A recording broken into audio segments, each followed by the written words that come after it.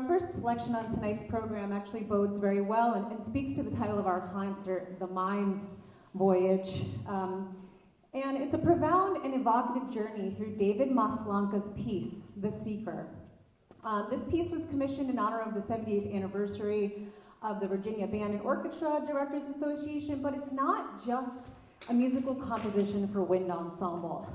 It's a spiritual pilgrimage, drawing inspiration from what are called the great bodhisattvas of the Mahayana Buddhist tradition, namely Avalokiteshvara, Manjushri, Samantabhadra, Kshitarva, and Sadaparibhuta. And for those who are unfamiliar, bodhisattvas in the Buddhist tradition are spiritual guides. They are godlike beings who have postponed their own enlightenment to stay here on earth, to serve humanity, and to compassionately lead all beings toward their own liberation. So the seeker of the title of this piece essentially is us. It's you. It's us as the players. It's the individual soul navigating the challenges of existence. And this symphonic movement, this music, portrays the seeker's encounters with these 5 bodhisattva that each embody a supreme virtue necessary for enlightenment. So let me tell you about the music a little bit and how these musical motifs maybe mirror some of the qualities of these different bodhisattva. The piece opens with a lone plaintive melody in the clarinet. It kind of feels like an Appalachian folk song, arguably representing the struggle and search that the seeker, and ultimately all of us, feel as we tread upon the earth. This is the realm of the Bodhisattva Avalokiteshvara. Now, she's the Bodhisattva of boundless compassion, and the Lord who looks down upon the cries of the world. Avalokiteshvara embodies infinite compassion and vows to postpone their own final enlightenment until every single being is freed from the cycle of suffering, known as samsara. So let's hear this lone plaintive melody.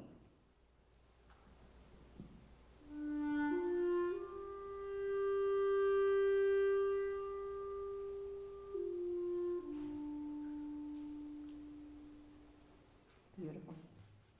Following this warm opening, we're thrust into a sharp, energetic, and exuberant main body of the work, signifying the domain of Manjushri, the bodhisattva of wisdom. Often considered the oldest and most significant bodhisattva, he wields a flaming sword of knowledge to cut through the veils of ignorance, duality, deluded thinking, and illusion to allow for the direct perception of ultimate truth. This sharp musical sword transitions into a heroic fanfare like brass entrance, invoking the principles of action and endurance that the Bodhisattva Samantabhadra represents. Samantabhadra is particularly associated with our current world system, known as the Saha world, or the world of endurance, and the melody really kind of has this endurance-like quality. Here he works diligently for liberation. So let's hear these musical references to the sword of Manjushri. This is going to sound nice and sharp, and the tones of heroic action of Samantabhadra.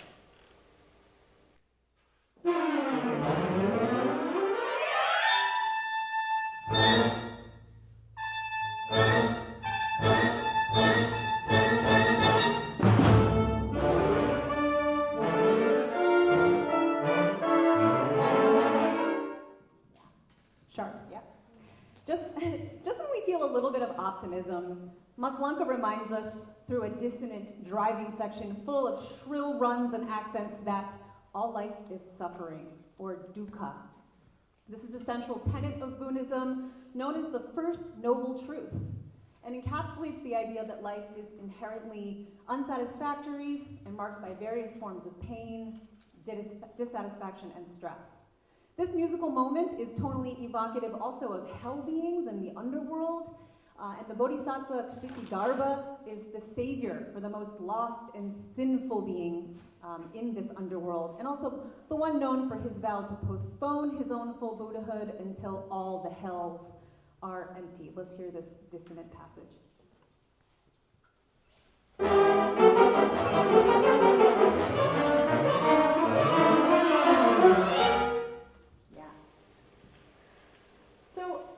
Throughout the music, the opening melody, that opening low well-known plaintive melody in the clarinet returns, but in this time it returns in the context of a chorale.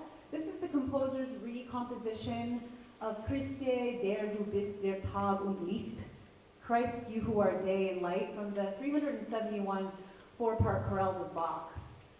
This nod to Christ is simultaneously a nod to the final bodhisattva, that of Sada Paributta, whose name means never disparaging. Sada Paributta's practice was to bow to everyone that he came across and declare, I would never disparage you, for you are destined to become a Buddha, pointing to unconditional respect and the sacredness in every living being. And we'll save this one for you guys to listen for on your own. In a powerful culmination, the movement concludes with a partial recap of that fast, dissonant music and a brief coda, reminding us of the ever-present struggle that we all endure. It requires immense technical control, dynamic range, and emotional subtlety on the part of the performer, making this piece and our own subjective experiences as seekers something that's shared collectively by us as performers and you as the audience. The seeker leaves us with a powerful message that life is full of sukha and dukkha, pain and pleasure, and that the path to wisdom is walked with a compassionate heart, a discerning mind, tireless hands, and an unwavering faith in the potential of it all. Without further ado, David Maslanga, the seeker.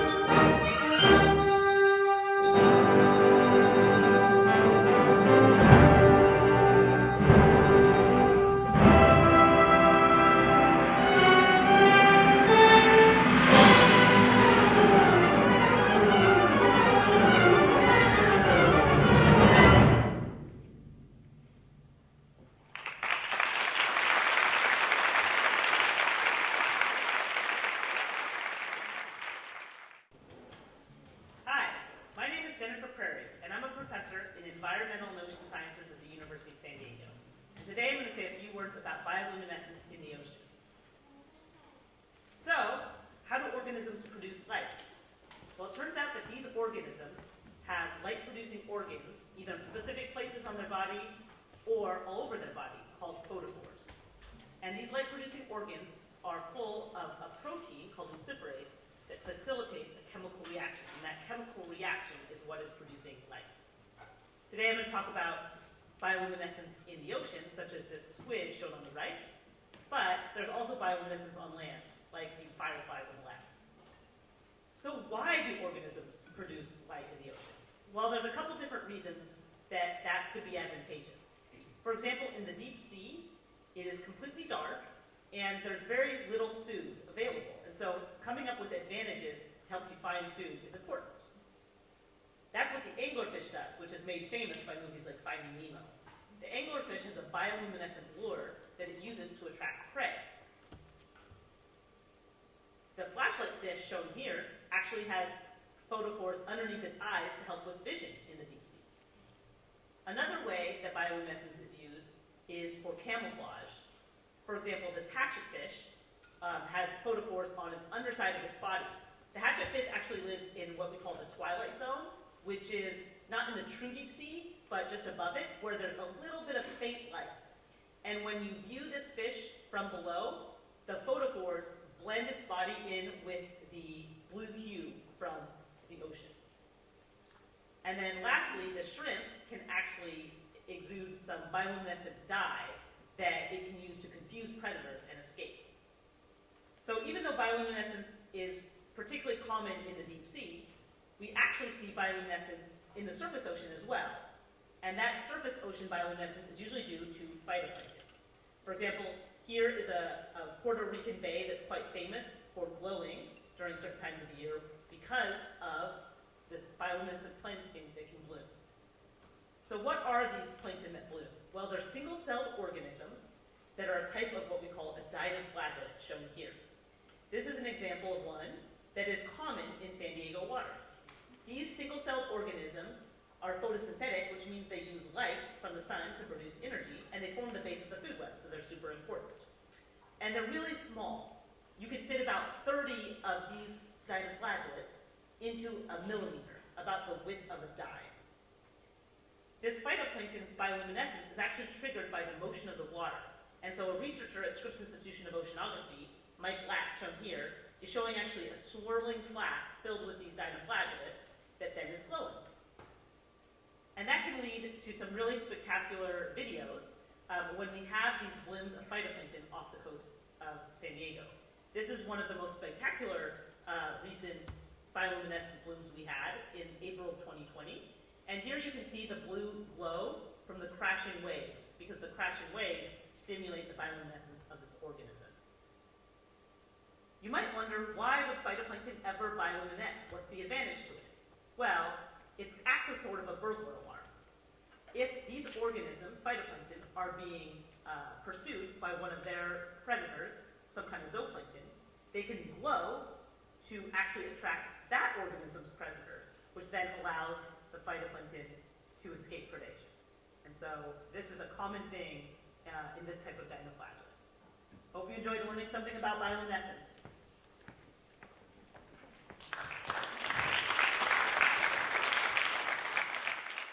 Now, what on earth does that have to do with band? This next piece, you're not going to hear much traditional melody. You're not going to hear something like the beginning or the middle section of the Maslenka at all. The melody is very, very simplistic and really just kind of on the peripheries. Here's kind of one of the main melodies.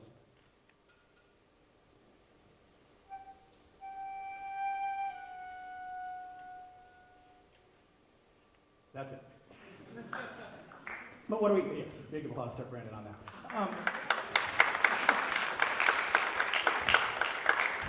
But what you are going to hear are more impressions of some of the other things that you heard and saw Dr. Prairie talk about.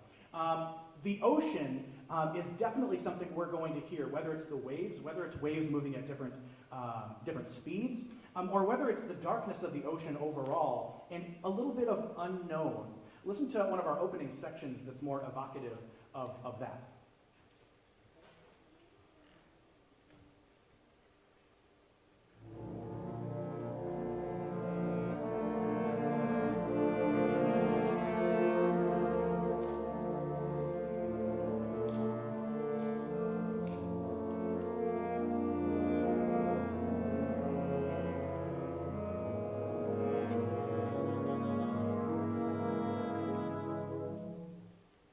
That's going to be contrasted with what Dr. Prairie was talking about. These bits of light, brilliant, completely different in timbre and texture in every way from what we just heard. And that's more often than not going to come from percussion, sometimes as a full section, like we're going to hear right now, sometimes scattered on top of the ocean that we just heard.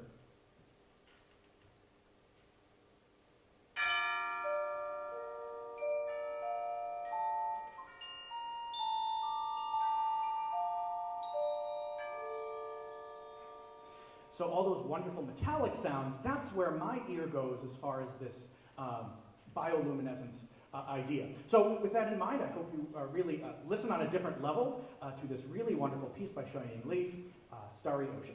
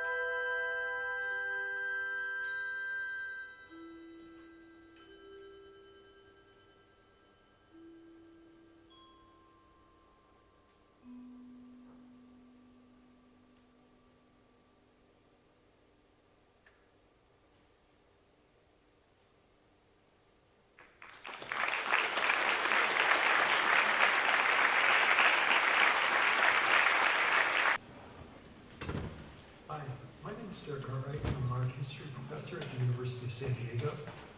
This slideshow is going to serve as an introduction to Impressionism, and there are many great resources designed to equip students of art history with pretty deep appreciation of the circumstances that surround this important late 19th century style. Given our interest today in this movement, it's hard to imagine how little appreciated the art of the Impressionists was at the time it was being created. In France, there was a group of artists who had lost patience with the official salon, and they decided to start showing their work together in 1874. It was a controversial project. One of the artists is today very well known, but he showed at that time, and his name was Claude Monet. He showed several works. This one that I put in on the screen right now got a lot of attention. To our eyes, we probably don't have any difficulty seeing a field of water, some boats, and the sun rising on the horizon. But for the French art public, who was accustomed to great finish and precision in painting, it looked like a mess. It's hard to exaggerate how angrily critics responded to this radical new style of art, given our appreciation for it today. One said, for instance, taking the title as a jumping off point, the title of the painting was Impression Sunrise. Impression, I was certain of it. I was just telling myself that since I was impressed, there had to be some impression in it. And what freedom, what ease of workmanship. And then he gets to his point. He says, wallpaper in its embryonic state is more finished than that sea state. So he's basically criticizing Monet for not having finished his painting and presenting it to the public. The Impressionist group shows were open to men and women painters alike, just so long as they approached their subject matter with a fresh eye and with a willingness to record things as they appeared. That vision was so important to their approach to making new art. Edgar Degas took his cues from photography when painting the ballet dancers at the Paris Opera. You'll notice that his figures are cut off the way sometimes we cut off a figure when we take a cell phone image. And that inelegance was something that didn't bother Degas. He thought it would make his paintings look more natural. Berthe Morisot, on the other hand, she painted her family in the open air. You could almost feel the way the sunlight and light wave moved through her composition. Monet loved going out with his friends to new locations, to the bars and the countryside. When he did, he brought his paint kit with him, setting it up for an afternoon of painting. The sketchy quality of these works, which were done really quickly, bothered him at first, but he soon grasped that this could be a goal of the new painting he sought most to produce. Monet and his friends were aided in going outdoors to paint by new commercialization of art supplies. Painters previously made their own pigments, crushing them from minerals, but by the 1870s, you could buy paints in a tube and canvases that were pre-stretched and portable easels in many stores in Paris. And so Monet does this, and he goes out and paints out of doors like this view of Victoire, what the French call painting in open air, or en plein air painting. You could also jump on a train from the Gare Saint-Lazare in Paris and be in the Normandy countryside in less than an hour. That was a new thing. And artists began taking these creative day trips, but ultimately, some of them decided to make the country their home. They could take a train and be back in central, busy Paris, but enjoy the pleasures of country living the rest of the time. Monet did this himself in 1883. He went to a small village called Giverny and bought himself a big house. He stayed there for the rest of his life. He liked to paint the grain stacks by the Seine River that passed nearby, and the changing light and weather meant that every time he set up an easel, it looked different to him, and he wanted to capture that fleeting sense of perception that impressed him from early on. One of the artist's close friends, a man named Paul Cézanne, said about him after he died that Monet was just an eye, but what an eye. Monet actually becomes really successful. He expanded his garden in Giverny and made a great big lily pond where he could paint to his heart's content. And he set up his easel on a Japanese-inspired footbridge. Monet loved Japanese culture, and he painted what he saw on canvases both large and small. Today, that garden is one of the most popular tourist sites in all of France. Millions visit it every year. You'd never guess from this interest that Impressionism had been a controversial, somewhat marginal, and unpopular style from this level of interest in our time. Toward the end of his life, Monet was so successful that the president of France, a man named Clemenceau, asked him to donate a large series of paintings to to the French state. Those mural-sized paintings today are in a museum in central Paris and stand out as some of the most truly abstract works ever made by an artist. From the early 20th century to today, Impressionism captivated art audiences. We've come to see the world as Monet did, ever-changing, and we can't help finding that vision both exciting and beautiful. Thank you. Enjoy the concert. I love my colleagues. When I asked him to do that, he said, I lived in Quai Vernet for 2 years. It's like, great. didn't we all? Impressionist music comes a little bit later than Impressionist art. And this piece we're about to play for you comes really right near the end of that. But what is Impressionist music? We heard some of the things that made the art happen, and there's certainly some overlap there. But I'm going to focus on 3 aspects of music. First of all, timbre, or really the musical colors, similar to the artistic colors. The Impressionists really loved probably the most colorful instrument family. Strings, they all sound the same. Brass sounds pretty closely the same. Woodwinds have a really diverse spectrum of colors within. Percussion actually probably beats them. They definitely beat them, but percussion's not really going to kind of come into the mainstay of music for another few decades. So of those woodwinds, the French love their saxophones. So put a pin in that word. There we go, yeah. So we're going to hear some saxophone in just a second. Another thing is melody. Our melodies aren't going to maybe be as deliberate. They're going to wander a little bit. So again, if we think of some of the visual representations, our melodies, yes, they're beautiful. You could leave humming them. But there's a little bit more of some ambiguity to them.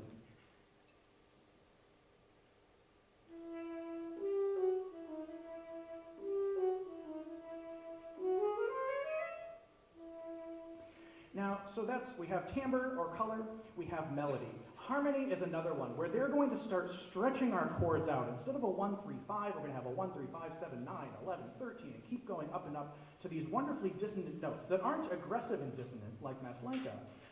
Again, they're more vaguely dissonant. So we're actually going to do that section that we just heard Robert play, but we're going to do it 2 times. First of all, we're going to do it as if Mozart or Beethoven wrote the accompaniment. It's going to be a little bit more straightforward and boring, maybe even romantic if we wanted to say that.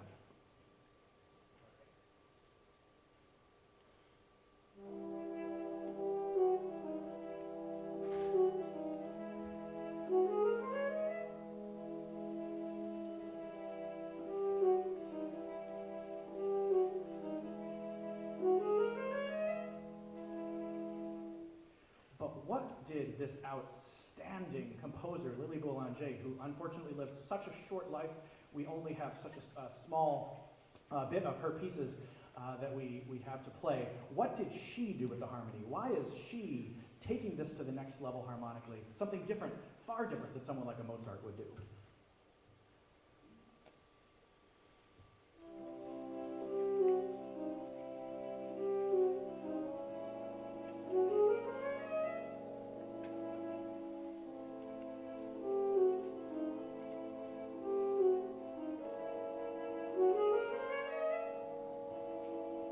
Oh boy.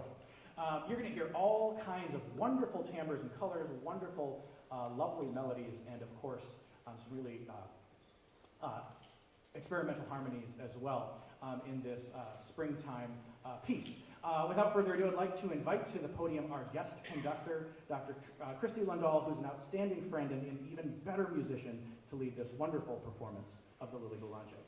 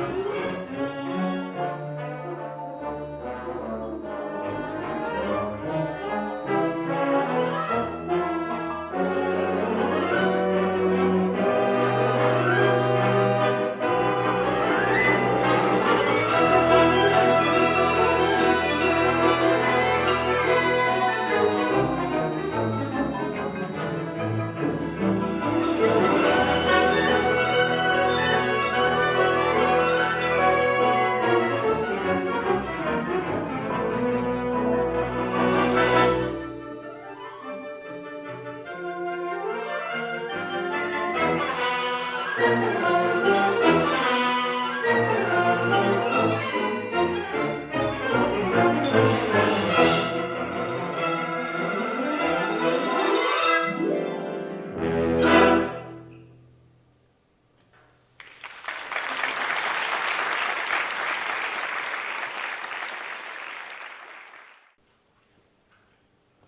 actually going to play a little bit of our next piece before you hear all about Stalin.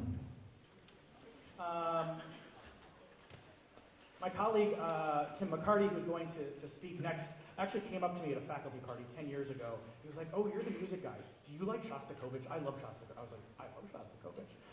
You don't know Shostakovich, you're about to love him. But he's actually going to talk about specifically what's happening at the end of this piece musically and what it actually means, considering everything that's going around Shostakovich in his life during that time. So we're actually going, just so you have some reference when he's talking about it, we're going to play a little bit of the ending right now, so you can put a pin in this.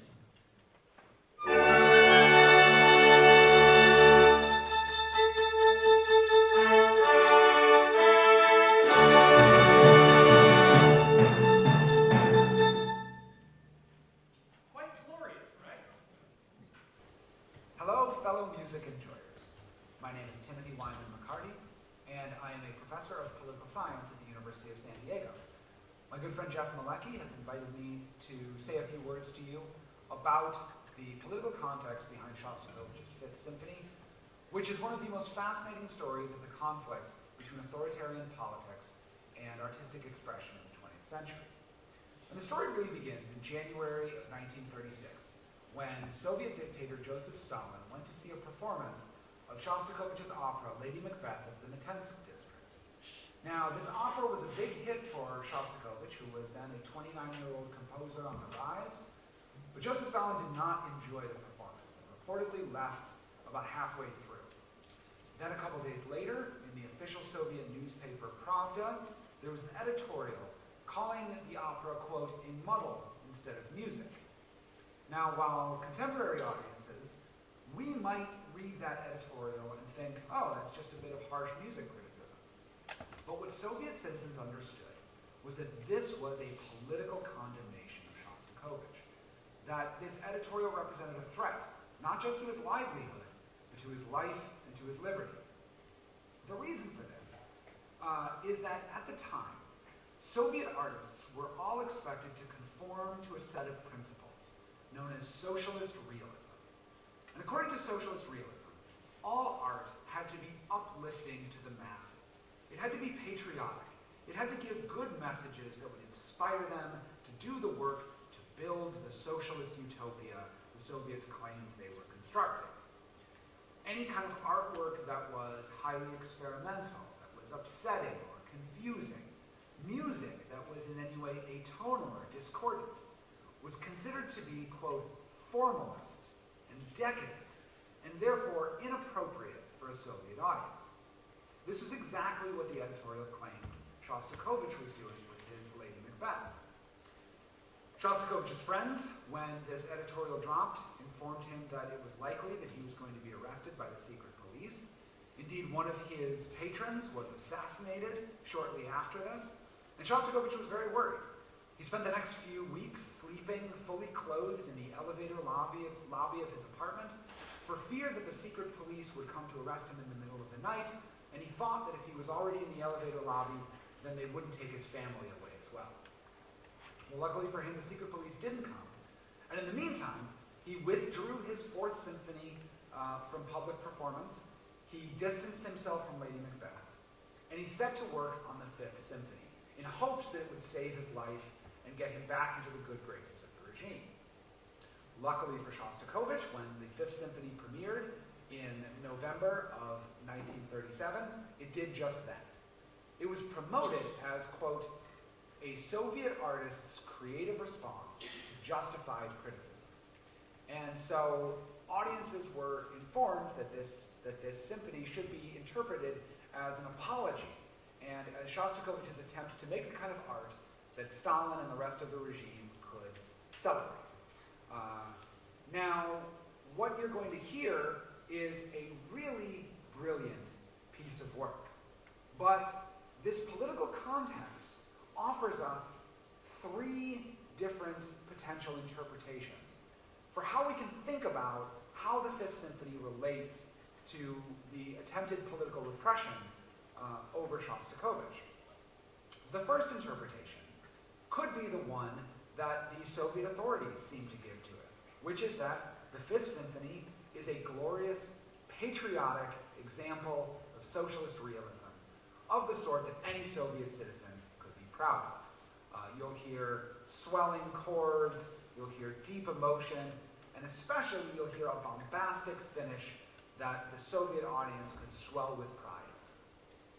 That's the first interpretation. The second interpretation comes from folks who are pretty critical of Shostakovich, and they see the Fifth Symphony as a cowardly capitulation to political pressure. They see him going over the top to reject the more experimental and formalist elements of his previous work and merely kowtow to the authorities. This is what a lot of people see at the end of the symphony. They see it as Shostakovich working way too hard to please the authorities and get himself out of trouble. Then there's the third interpretation.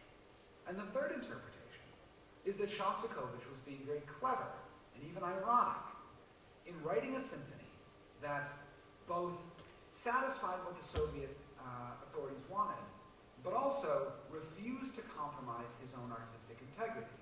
And the way they interpret that is that they hear, especially in the end, Shostakovich going so far over the top, so bombastic, that it should be interpreted ironically, as though Shostakovich is saying to Stalin, here, you want bombast? I'll give you bombast, with the expectation that clever audiences would know he doesn't really mean it.